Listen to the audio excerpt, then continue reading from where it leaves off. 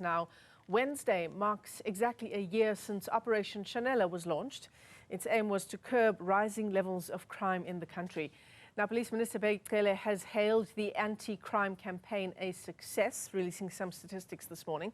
Joining us for some analysis is forensic investigator, crime expert Chad Thomas. Always a pleasure having you on. Thanks for your time. The police talking about 600,000 arrests under Operation Shanela, Chad. And I wonder how you see this. Is this number as important when we take a look at how many of those arrests actually lead to successful prosecutions? Yeah, good afternoon to you and to the viewers.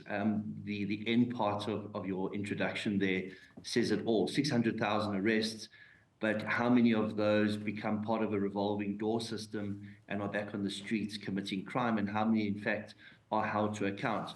So first and foremost, I think the police need to be lauded for launching this operation a year ago. It's been a success in some areas. There's been a lot of disruptive activity that's taken place as a result of this police effort, together with their crime intelligence counterparts. We know that there's also been recoveries, about 170,000 kilograms of copper recovered, about 500,000 litres of petrol recovered, and like you mentioned, 600,000 people being arrested. The major problem we have, however, is how many of those people are going to land up back on the streets, because these proactive measures by the police going out with these disruptive operations do in fact take suspects into custody. Those suspects have to be processed correctly, and the dockets have to be allocated to detectives and to prosecutors, and they then have to go through the judicial system. And right now, our criminal justice system is lacking in those two regards. We have too few detectives and too few prosecutors to ensure that these perpetrators are held to account. Yeah. So what happens in that context? We know how overburdened our police service is. The same goes for the National Prosecuting Authority. 600,000 arrests, that's a lot of suspects to have apprehended in a one-year period. Just given what we can manage in terms of investigating and prosecuting, what happens to the rest of these people?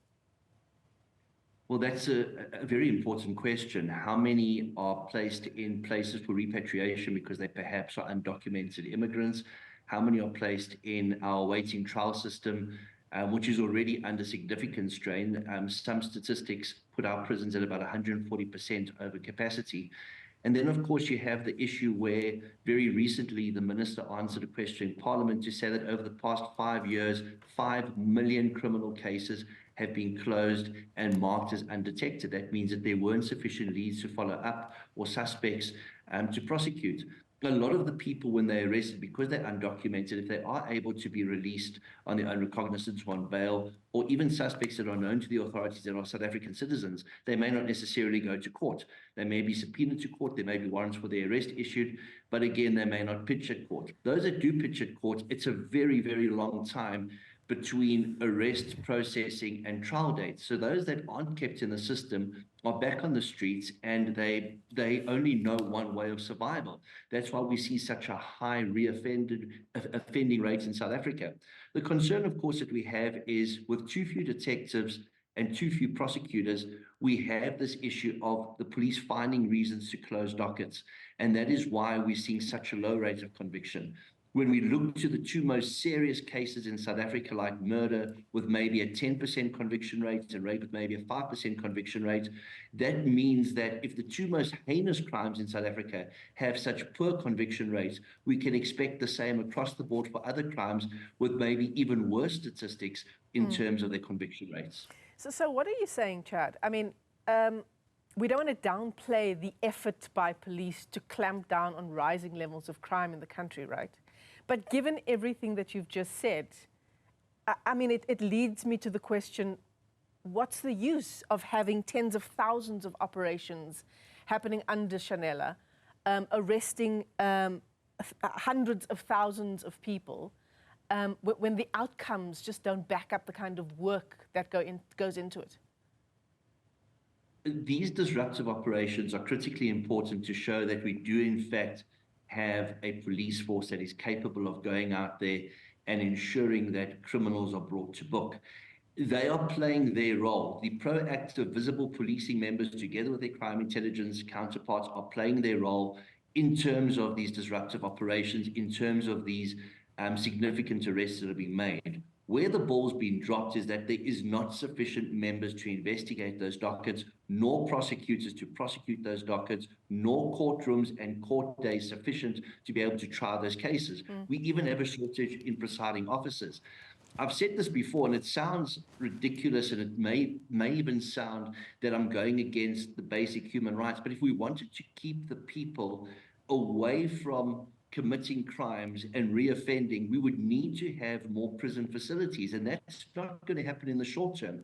And I once made this comment that we should consider turning our stadia into open-air prisons to hold awaiting trial. And it made me very unpopular at the time, but it's something I maintain. We can't arrest and then release. It's like, it's a revolving door. If we find that people are committing crimes and there's sufficient evidence to deny them bail, they need to be held somewhere. There just isn't sufficient place to hold them. Yeah, absolutely. It's certainly an interesting part of this discussion. I want to just hone in on some of the other arrests that were also made, some of the stuff that's been confiscated by police. Apparently, quite a lot of diesel, almost 500,000 liters of just fuel recovered by police during this operation. Officers arrested 2 suspects for using a cloned card to purchase over 650 liters of diesel in 20 containers. That's one example. And then, of course, there's the cable theft issue, which is behind so many of the electricity issues we're experiencing around the country. And on that score, Operation Shanela, they really went big, and they managed to confiscate quite a lot of copper, almost 200,000 kilograms of copper cable. Yeah, when we look at those kind of successes, it's showing that they're disrupting these syndicates at grassroots level. They're not going perhaps after the kingpins that are purchasing this equipment or this cable and on selling it. So they're going for the low-hanging fruit, which is a good start, because if you can interrupt and disrupt any criminal operation, it is partly successful. But they need to go up the ecosystem, and that comes in from an investigation perspective. You need to ensure that all the intelligence-driven investigation becomes evidentiary-led, that you can go up that ecosystem and be able to prosecute all that are involved. So not just the guys that are pulling the cable out of the ground, but the guys that are buying it from them, the guys that are selling that on, because it's an entire ecosystem that needs to be disrupted. So it's great that we see this happening. It's great that we also see that a lot of the tobacco loads, illicit tobacco loads, are being intercepted. Fuel that has been stolen has been intercepted. But again, it's the low-hanging fruit. Those individuals that are arrested can lead to further arrest if it's investigated properly, if they interrogate it properly. And this is of course where the disconnect comes. Yep. These people are arrested in a disruptive operation, they're placed in custody. What happens thereafter? Yeah, absolutely.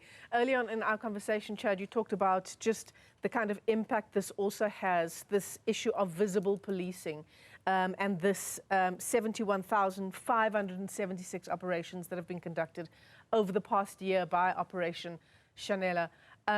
What does that do, that issue of visible policing? And is there, do you think, capability by police to keep that up over the long term?